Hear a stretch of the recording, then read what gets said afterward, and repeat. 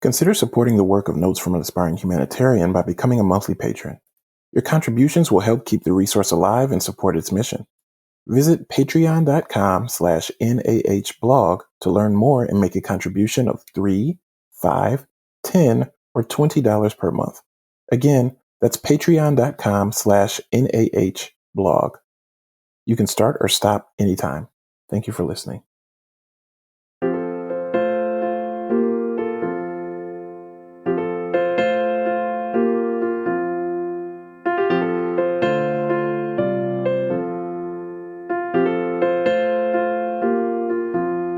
Welcome to the Notes from an Aspiring Humanitarian podcast. I'm your host, Relando Tompkins-Jones. I'm a social worker, social justice educator, writer, organizational consultant, and now podcaster who works to build more equitable and inclusive communities. I am also an aspiring humanitarian. My experiences have shown me that in the process of working for social justice outwardly, it's also important for us to continue to critically examine ourselves, shedding attitudes and behaviors that are oppressive to make room for those that are more inclusive, just, and humanitarian. What is an aspiring humanitarian, you ask? When I say humanitarian, I don't mean humanitarian in the harmful sense of placing ourselves in the role of a benevolent hero who's there to swoop in and save others. I mean dedicating one's life, time, and energy to honoring the ways that our destinies are intertwined. It's about accepting the lifelong pursuit to become more humane to those around us, with the recognition that we lose important parts of our humanity when we allow and enable the suffering of others. It means acknowledging our many contradictions and complications and aspiring to do more, aspiring to do better. It means acknowledging that systems of oppression exist by design and not by accident, and working towards an individual and collective transformation that includes an unshakable belief that our society's safety, viability, survival, and ability to thrive is only as secure as our most marginalized community members. Since 2011, my blog, Notes from an Aspiring Humanitarian, has been a place where I've written and curated content on issues of equity and social justice. Through using written word, film, and video, and other forms of media for social justice education, I hope to continue to expand and enrich the narratives about social issues that face our society and to find ways to take action while encouraging others to do the same. Today, the blog and now the podcast is for others who share a passion for that same journey. No matter who you are, where you come from, what your identities are, or what area of work you're in, there's room enough for all of us in this work, and I hope that engaging with the podcast or the blog can move you closer to discovering or reaffirming your answers to the questions that you may have about how you can best be of service.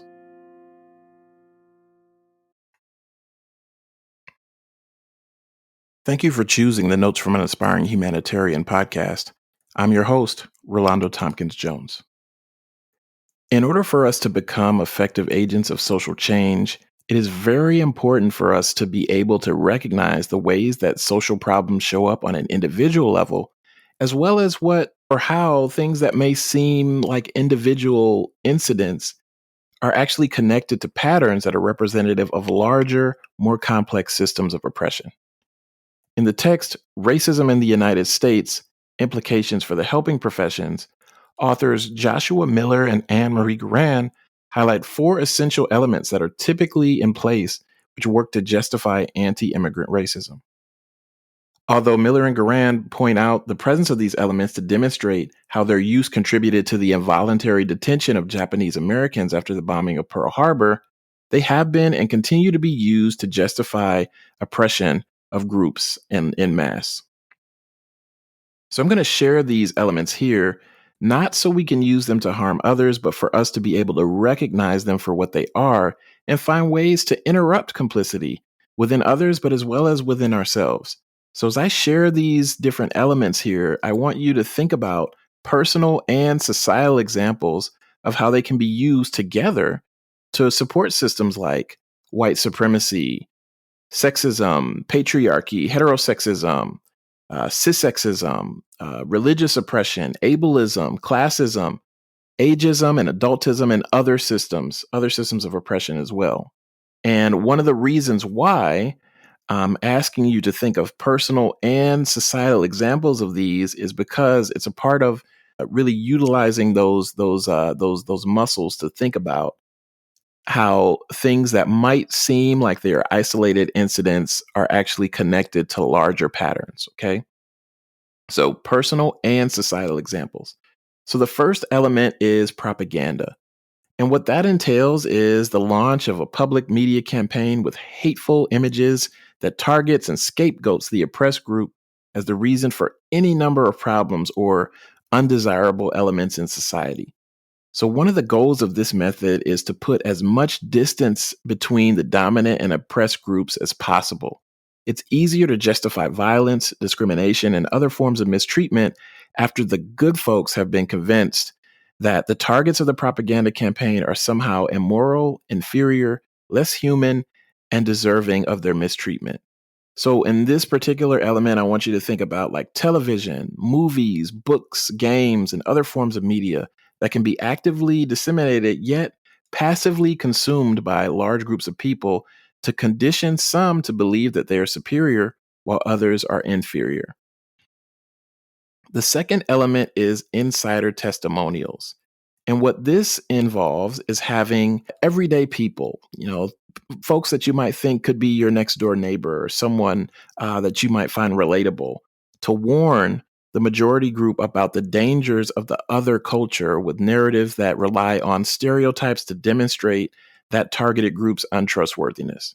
And the rationale for this is because, hey, it must be true if it's coming from someone who looks like us and values what we value, someone we can trust. So think of examples, again, like personal and societal, about how that element has been used, insider testimonials. Element three, obtain buy in from marginalized groups. This involves convincing other groups of people who are already feeling marginalized to direct their frustrations at the target instead of challenging the inequitable, unjust system. There are plenty of examples here but a couple that come to mind for me right now include claims that immigrants or undocumented workers are taking the jobs of down and out, hardworking, everyday Americans, or anger and frustration aimed at fast food workers who organize to advocate for a living wage. This element is important because the dominant system is dependent on capitalizing on the frustration of people who already feel as if they are already at the margins to garner their support for marginalizing others under the premise of self preservation. So think of this element as a smokescreen. If the folks on the margins are fighting amongst themselves, they will be far too busy to question the unfairness of the system that they are in. Exploratory, disruptive questions in this scenario could be, hey, instead of focusing your frustration on the fast food workers who are advocating for a living wage, have you ever stopped to consider the possibility that your current wages may also be inadequate to fulfill your needs and the needs of your family? Have you ever considered the possibility that maybe you're not being paid a livable wage either? Element four, obtain mainstream political endorsements. So, this involves having local and national leaders publicly express their support, providing further legitimacy for oppression. Messages that come from our favorite politicians, actors, athletes, and other public figures with large public followings that benefit from oppressive systems can be used to give extra credibility to those systems and present, hey, this is being a part of the natural order of things. One of the ways oppression is maintained, it relies on explaining inequity, disparities as if that's just the way it is. So there's a quote that I love and I learned early on in my social justice education journey that says, because oppression is seen as systemic, we tend to absolve ourselves of blame.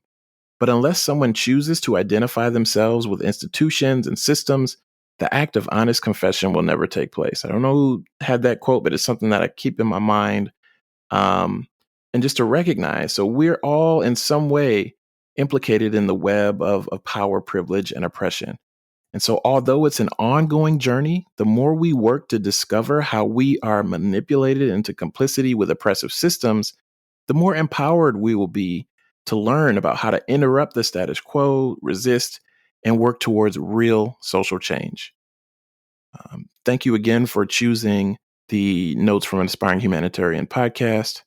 I look forward to sharing more with you in next week's episode.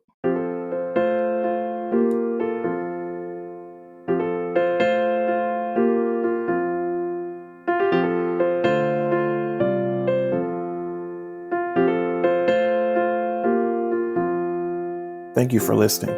If you've enjoyed this episode, make sure to leave a review and subscribe wherever you get your podcasts.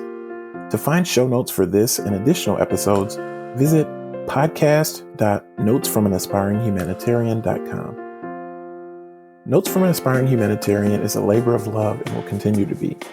Consider supporting the work of Notes from an Aspiring Humanitarian by becoming a monthly patron. Your contributions will help keep this resource alive and support its mission. Visit patreon.com/NAHblog to learn more and make a contribution of $3, $5, $10, or $20 per month. Again, that's patreon.com/NAHblog. You can start or stop anytime. Thank you for joining me this week. Take care.